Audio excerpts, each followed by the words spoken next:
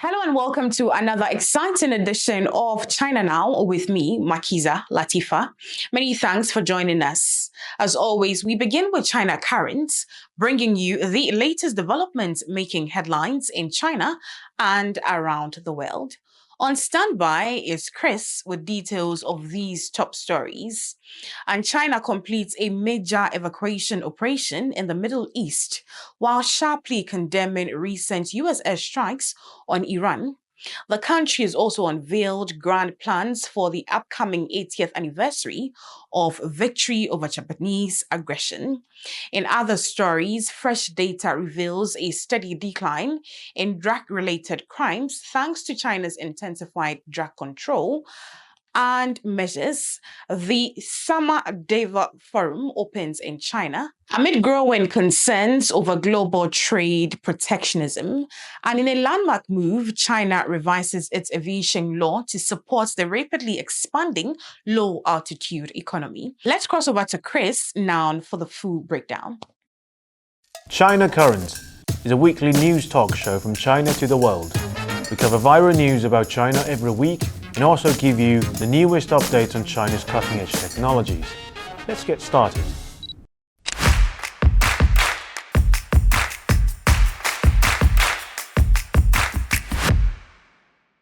Welcome to China Currents, your weekly news report of the latest developments in China. I'm Chris, and in this episode, China completes evacuation in Middle East, condemns US airstrikes on Iran. China unveils plans for the 80th anniversary of victory over Japanese aggression.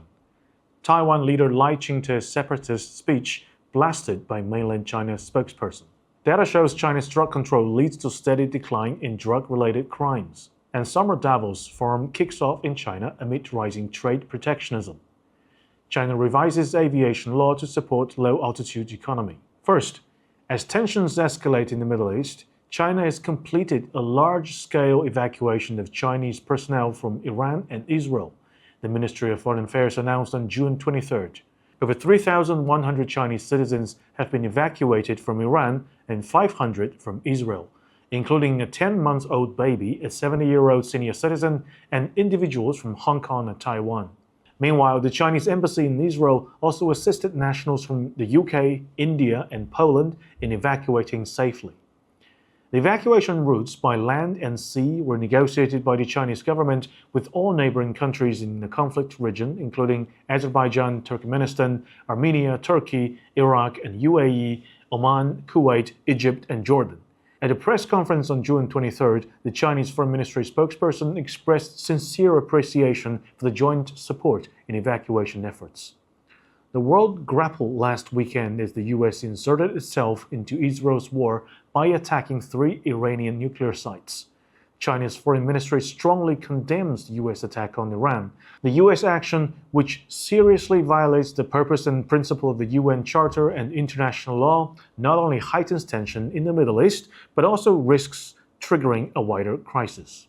As Iran reportedly endorses closing the Strait of Hormuz in retaliation for the US's brutal airstrikes, China is calling for international efforts to de-escalate tension and prevent regional instability from having a greater impact on global economy. The Persian Gulf and its surrounding waters are vital channels for international goods and energy trade, said a spokesperson. Next, on June 24th, China officially announced plans to mark the 80th anniversary of the victory in the Chinese People's War of Resistance against Japanese aggression and the World Anti-Fascist War, including a gathering on September 3rd in Tiananmen Square and a military parade. It's been confirmed that Chinese President Xi Jinping will attend the gathering and deliver a speech. Russian President Vladimir Putin will also pay a 4-day visit to China from August 31st to September 3rd to attend events, marking one of his longest foreign visits. The military parade, as part of the commemoration, will showcase new combat forces, including unmanned, intelligent, underwater, cyber, electronic, and hypersonic equipments, highlighting new domain forces with advanced combat capabilities. Moreover, all equipment on display this time will be domestically produced and already in active service, reflecting the Chinese military's strong ability to evolve with technological advancements and to prepare for future warfare. The military parade, to be held amid deteriorating global security situation, will also include troops who have been participated in peacekeeping missions, which will not only highlight the victory against Japanese aggression, but also demonstrate China's responsibility as a major country in fulfilling its international obligations and maintaining world peace. Next up, on June 22nd, Taiwan regional leader Lai Ching-te delivered the first of 10 speeches in a series titled Uniting the Country, planned to be given across the island of Taiwan. In response, Chen Binghua, spokesperson for the State Council Taiwan Affairs Office, issued a strong rebuke, stating that Lai's remarks were filled with lies and deception, hostility, and provocation. Chen accused of Lai of deliberately distorting history to promote what he called the fallacies of Taiwan independence. He suggested that the speech served Lai's political aim of launching a recall campaign against opposition parties' lawmakers, a desperate attempt to recover the Democratic Progressive Party's authorities' loss of public support and moral legitimacy. The year 2025 marks the 80th anniversary of both the victory over Japanese aggression and the recovery of Taiwan. Yet, Lai Ching-te distorted key historical concepts, ignored the outcome of World War II, and misrepresented international legal documents, including United Nations General Assembly Resolution 2758. This is a betrayal and a crime against the honorable patriotic tradition of the people in Taiwan and the sacrifices of countless martyrs, said Chen. According to the State Council of China, a commemorative conference will be held to mark the 80th anniversary of Taiwan's recovery in October this year. Overseas Chinese communities will also be supported in organizing related memorial activities in their own local areas. Next, on June 23rd, China's top court, the Supreme People's Court, released this year's drug-related crime statistics. From January to May, courts nationwide concluded over 9,300 first-instance drug-related criminal cases, a year-on-year decrease of nearly 30%, marking a steady decline in such crimes over the past decade. The achievement is seen as a result of sustained and intensive crackdowns by judicial authorities. In the first 5 months of this year, more than 14,000 people were convicted of drug-related crimes, with over 2,800, or nearly 20%, receiving prison sentences of more than 5 years, considered a severe punishment under China's criminal law. The crackdown has also contributed to China's efforts in global drug control. Just days before the SPC's announcement, the country's Narcotics Control Commission released the China Drug Situation in 2024 report on June 19th, showing continued improvement in the national drug situation. The report particularly noted that there was no evidence of significant abuse of fentanyl-type substances in the country. According to the report, when China decided in 2019 to include all fentanyl-related substances in its supplementary list of controlled drugs, various government agencies immediately took coordinated action. Police, customs, and postal systems nationwide simultaneously upgraded their monitoring systems. While the US government continues to attribute its fentanyl crisis largely to the so-called external supply chains, China's report presents a different perspective. Next, on June 24th, the 2025 Summer Davos Forum kicked off in North China's Tianjin municipality. Officially known as the 16th annual meeting of the new champions of the World Economic Forum, this year's event brings together around 1,800 participants from over 90 countries and regions, a new record for registered attendance. The forum takes place against the backdrop of rising unilateralism and trade protectionism, which have dealt a heavy blow to the global trading system. Under the theme Entrepreneurship for a New Era, the Summer Davos centers its agenda around 5 key pillars: deciphering the world economy, outlook on China, industries disrupted, investing in people and planet, and new energy and materials. In addition, global industrial and supply chain cooperation is expected to be a major focus. The Summer Davos, along with the upcoming 3rd China International Supply Chain Expo to be held in mid-July, will highlight China's contributions to the stability of global industrial and supply chains, said Wang Yiwei, director of the Center for European Studies at Renmin University of China. At least 44 senior political leaders from about 30 countries and regions are expected to attend the forum, including 40 cabinet ministers. 14 global leaders from both the public and private sectors will serve as co-chairs of the meeting. Next up, on June 24th, the second review draft of the Civil Aviation Law revision was submitted to China's National People's Congress. The draft aims primarily to boost the development of low-altitude economy industries operating in airspace below 1,000 meters, including not only traditional general aviation but also drone applications, eVTOLs, and aviation education and training. Specifically, the proposed revisions targeting civil aviation manufacturing include provisions to enhance the innovation system led by enterprises with a market-driven approach that integrates industry, academia, and research. According to an NPC spokesperson, the revision will also support the research and development of key technologies, improve design capabilities for large aircraft and advanced engines, and promote industrialization of innovations to strengthen the civil aviation manufacturing sector. China's low-altitude economy is expected to reach a scale of approximately 1 trillion yuan by 2025. By 2030, the industry is projected to exceed 3 trillion yuan, with drones alone expected to account for over 1 trillion yuan, according to China's Low-Altitude Economy Alliance. That's all for today. Thank you for watching this episode of China Currents. If you have any thoughts or comments, please leave them below and see you next time. And next up, it's time for the Thinkers Forum, where we hear from thought leaders and policy experts on issues shaping China and the wider world. Joining us in this edition is Shiu Sin Por, Executive Director of the New Paradigm Foundation and former head of the Central Policy Unit of the Hong Kong SAR government. He shares his insights on some of the key dynamics influencing China's policy direction today. Let's hear from him. I understand what Trump is doing, okay? You have a federal office in Los Angeles. And now you suddenly have hundreds and thousands of people demonstrating in front of your office and try to prevent you from executing your responsibilities. And I think in his view, and actually what happened is another story, in his view that the local authority are not protecting the federal buildings and activities. So he sent in the National Guard and sent in the Marines, right? And of course, this would agitate the situation. That's simple logic. Whether he's right or wrong, well, anything, when it happens to 1,000 people gathering to demonstrate against something, nobody is in control of the situation. If a guy come in bringing a gun and start shooting, nobody planned this or nobody directing this, but it happens and it becomes an issue.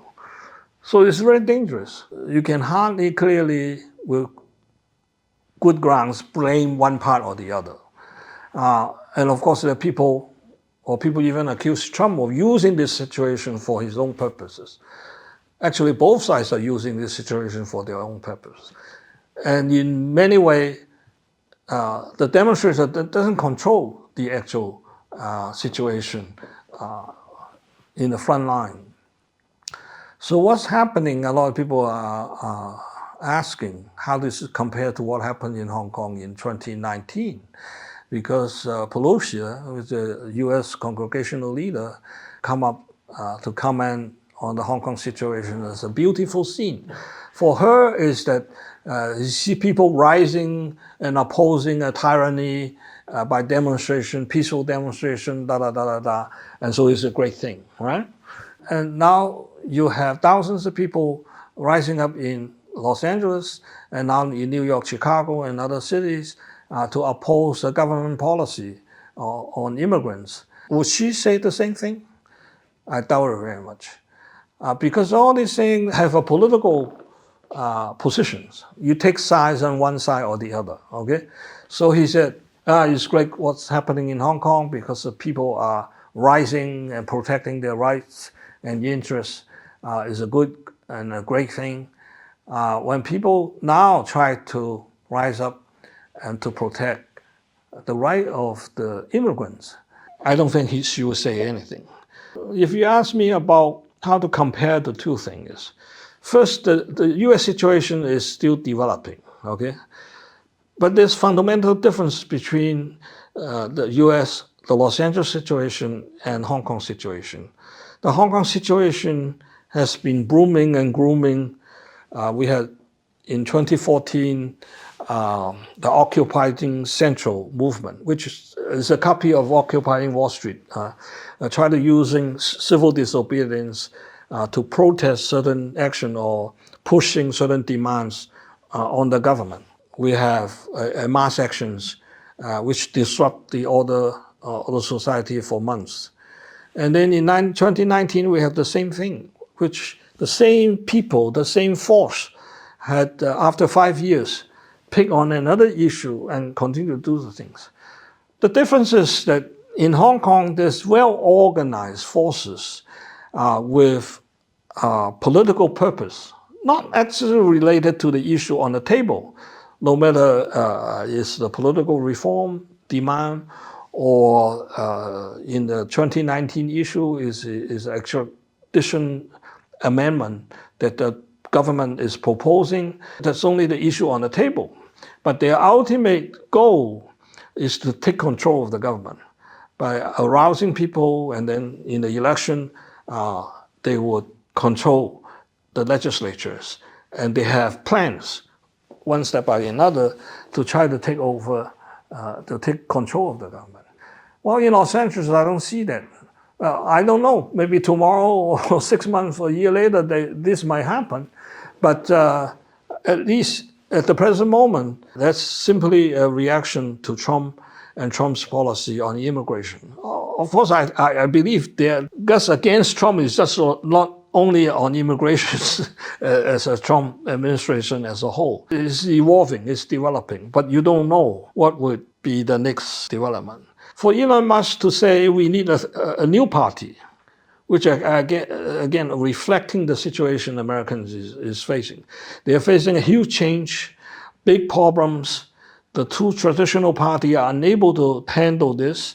So you have Trump suddenly pops up and lead the country in a different path. Why differences, divisions within the country? So the people come up to say, this is not new, that we need a new political party other than the Democrats and Republicans. Would it happen? If it happened, would they succeed? It's a huge question. It's a huge unknown.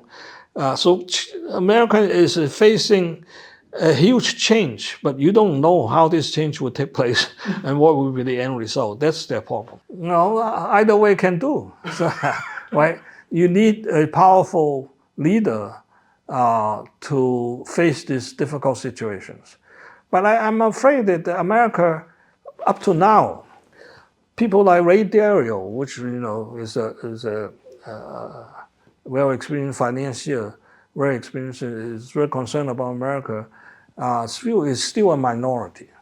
The most of the Americans didn't recognize the kind of trouble they are in. Okay, it's only a small minority. It's not just Trump. Okay, it's not just the Republicans, but a small minority recognize the deep trouble America's in. We need big actions. Trump may not be the right one. He might be doing the wrong thing, but he's right to deal with the issue. So whether a third party, even a third party, what can the third party propose that can galvanize the populations into a new direction and take up very painful solutions, which is very difficult. And still on the Thinkers Forum, our next contributor is Warwick Powell, Adjunct Professor at Queensland University of Technology in Australia and Senior Fellow at the Taihe Institute in China. In his submission, Professor Powell highlights the growing public debate within Australia over its national policies towards China and regional security. He notes that the complexity of the Australia-China relationship lies in its trilateral nature, as it inevitably involves the strategic interest of the United States as well. There's more.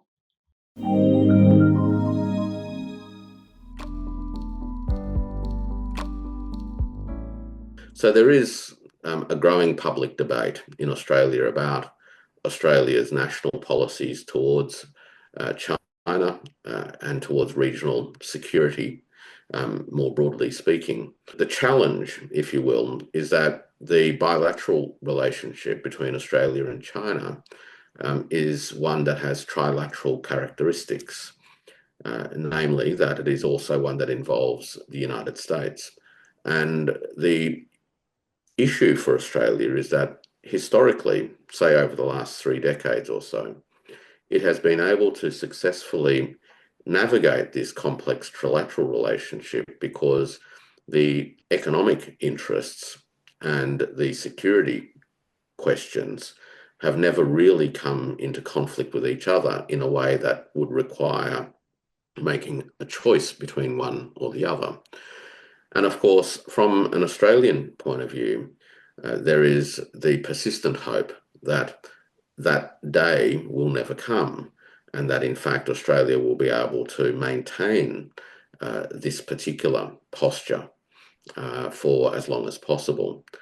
The public debate that's unfolding in Australia goes to the heart of this question, and it is opened up by virtue of there being, to some extent, what you could say is a contradiction between two particular policy approaches that are active right now. So on the one hand, there is the defense establishment that views China as a threat.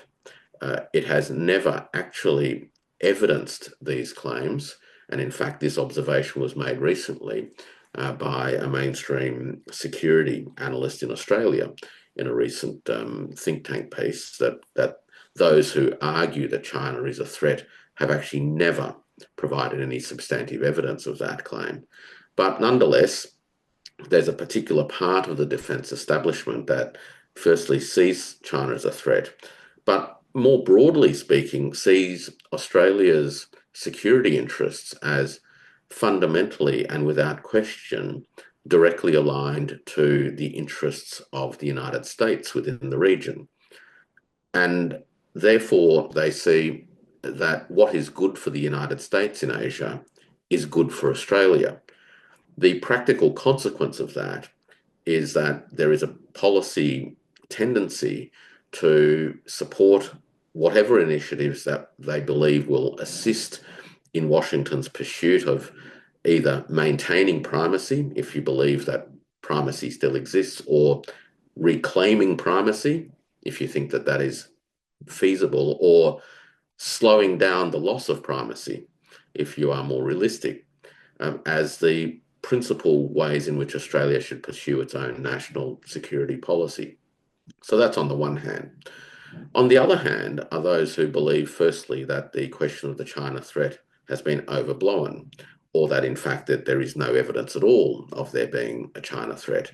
There's also a view that because Washington or America's primacy position in Asia is disappearing and it will never come back, that Australia's longer term interests must be framed not as the last still standing backing American primacy in the region, but really as a much more forward-looking strategy that aims to participate in and contribute to a post-America primacy Asian security architecture.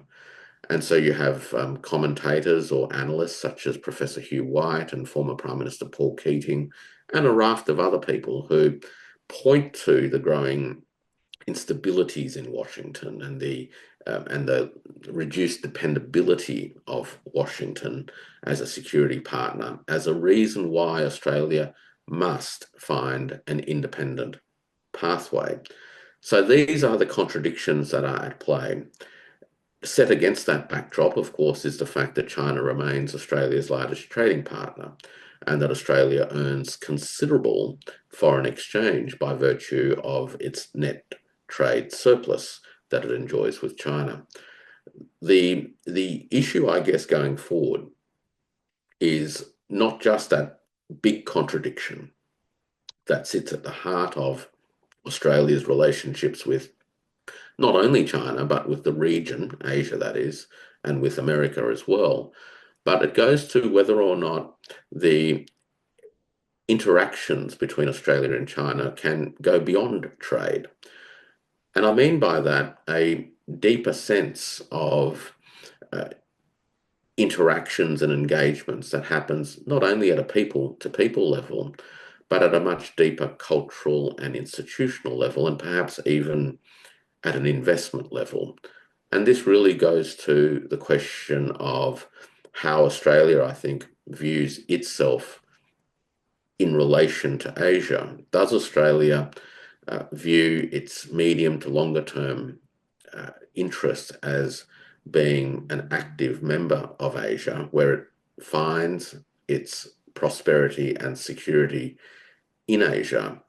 Or does Australia continue to have a relationship of some anxiety towards Asia, and where the policy objectives ultimately is to create protective layers that keep Australia safe from Asia? I don't know how any of this is going to unfold, to be honest with you, and how long it will take to unfold. Changes in Australia in terms of its demographic composition as a result of many decades of Asian migration are likely to play a role over the next 10, 20, and 30 years as far as how Australia views itself and its relationship to Asia and China. It will also be affected by what happens to the United States in the region. Should the United States continue to diminish in terms of its status in the region, then Australia will be forced to take that into account. But it's not going to be something that I think happens overnight. And still on the Thinkers Forum, we continue with Warwick Powell, Adjunct Professor at the Queensland University of Technology.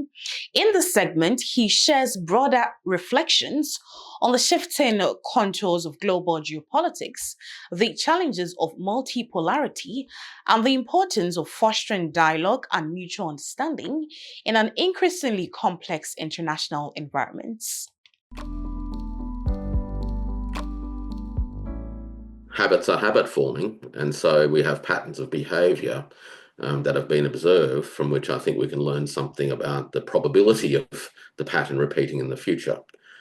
So I don't even think it's any more a question of trustworthiness. I think it's just a question of probability.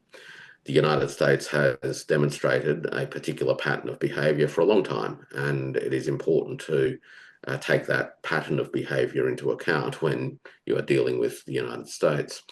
The specifics around this particular phone call, of course, are kind of interesting. And when you look at the readouts and the social media postings from President Trump, it's quite clear that the message or the substance of that particular phone call, even though it went for over an hour, was quite straightforward, which is that the two sides had agreed on a particular process to address the tariff questions and trade, and that the two sides should stick to the process. That's the first thing.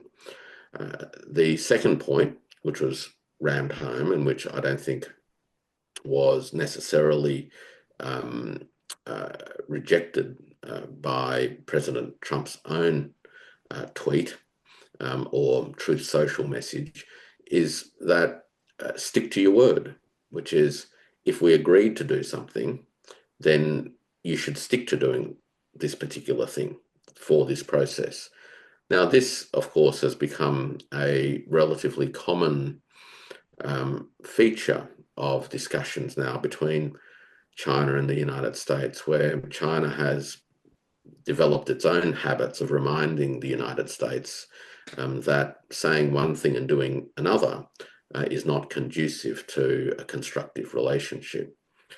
The third message that I think was enunciated through this phone call was also a very simple and direct one, and that is that China will also stick to its position and stick to its principles. So stick to the process, stick to your word, and sticking to its positions and principles. This particular approach, I guess people could say, is a much firmer approach than has been evident in the past.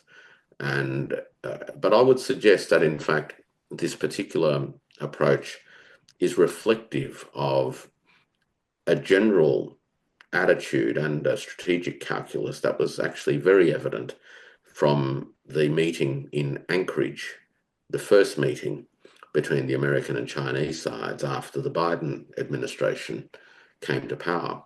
And that meeting in Anchorage laid out very, very clearly that China would no longer come to these kinds of meetings as the subordinate counterparty, and that it would assert its positions and insist on being treated as an equal and with respect.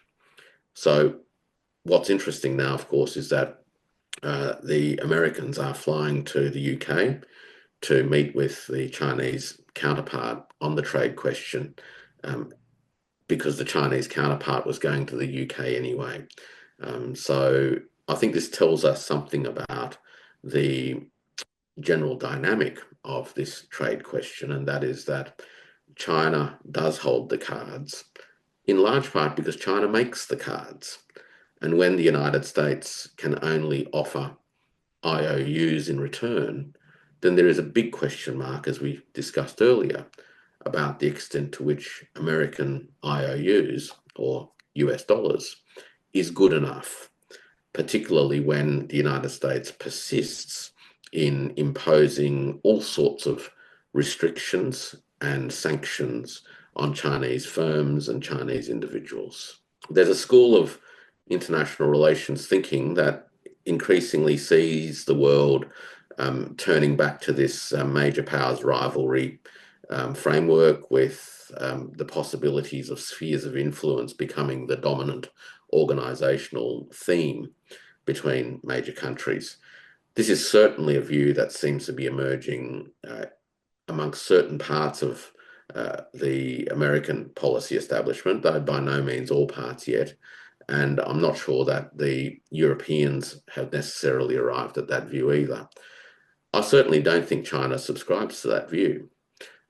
China's broad view is that all countries in the world exist together, and that there needs to be arrangements that enable all countries to coexist as equal parts of the single globe. So rather than there being this idea of spheres of influence or great power rivalry, China's framing of global affairs is to seek to promote greater interactivity and connections between countries and civilizations that intertwine interests and which recognize that whilst there are differences between civilizations and even at times differences of interests, that there is a need to find pathways to commonalities so that countries can develop in relative peace and I guess pursue their own national and civilizational ambitions. So that's the first thing, is that this idea of great power rivalry and a world that is becoming one dominated by spheres of influence is actually not a framing that China itself necessarily subscribes to.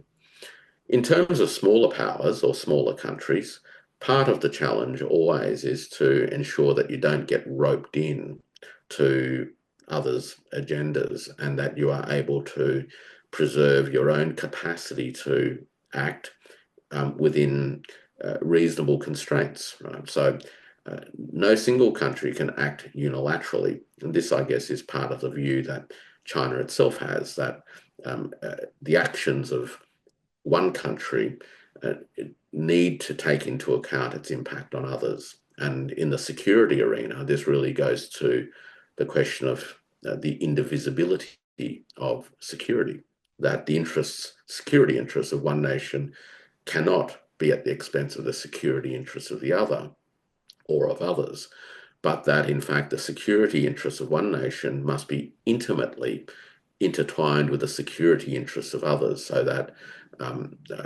your interests and my interests become fully aligned. So the challenge for smaller countries is to find pathways in which they can have their interests for security and prosperity aligned with the interests of others, and in fact to mobilize the other nations within a particular ecosystem and within their diplomatic reach, because bear in mind, small countries only have so many diplomatic resources available, to build networks that support a greater degree of independence and non-alignment, or indeed mobilizing ideas such as neutrality as a practical, proactive approach to framing national security and national economic development policy. So they are the sorts of challenges that exist for smaller countries to ensure that they can play a constructive role, not only in ways that enable themselves to navigate a complex world, but to help shape how this complex world actually unfolds. The underpinning notion here is that countries actually have a lot of interests in better coordination and collaboration than they do by allowing themselves to be fragmented through the divide and conquer strategies that some other countries may pursue. And that's how we wrap up this edition of China Now. Many thanks for staying with us. As always, we'll continue to bring you the latest stories, expert perspectives, and critical conversations shaping China and the global landscape. On behalf of the entire team, I say thanks for watching.